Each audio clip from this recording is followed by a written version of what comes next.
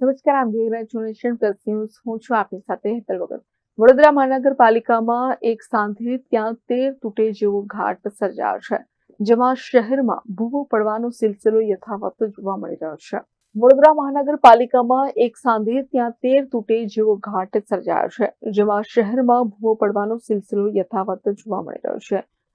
પ્રાપ્ત માહિતી અનુસાર મુજમવડાથી લાલબાગ તરફ જતા વિશ્વામિત્રી બ્રિજ ઉપર ભૂવો આકાર પામ્યો છે.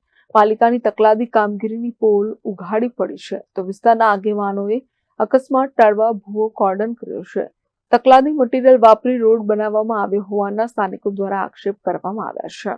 આ મુજમોડાથી લાલબાગ જતો રોડ છે, નદી પર વિશ્વામિત્રી નદી પરનો બ્રિજ છે.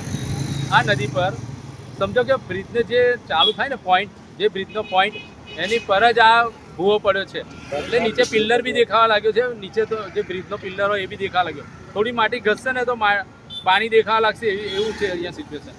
અને એક મસ્ત એવી વાત છે અહીંયાથી કે 2 દિવસ પછી અહીંયા તો એક મેરેથોન દોડ થવાની છે.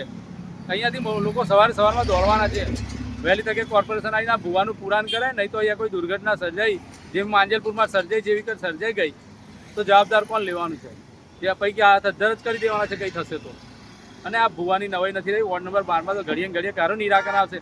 તમે ગાંધીનગર કોઈ નેતાઓને બોલાવો, કમિશનર સાહેબને બોલાવો, ગમે તેને બોલાવો, ચેરમેન સાહેબને બોલાવો, પણ આનું નિરાકરણ ક્યારે લાવશો? કાયમ નિકાલ ક્યારે લાવશો વોર્ડ નંબર 12? કેમ કે 2 વર્ષ થઈ ગયા આ રોડ પર ભૂવા પડવાનું બંધ જ નથી થતું. ભૂવાનું બજેટ વધતું જાય છે પણ ભૂવા ઓછા થતા નથી. આ વોર્ડ નંબર 12ની પરિસ્થિતિ છે. સમાચારોના સતત અપડેટ મેળવવા માટે અમારી નેશન પ્લસ ન્યૂઝની યુટ્યુબ ચેનલને સબસ્ક્રાઇબ કરો, બેલ આઇકન દબાવો અને જોડાયેલા રહો ફેસબુક, ઇન્સ્ટાગ્રામ અને ટ્વિટર પર.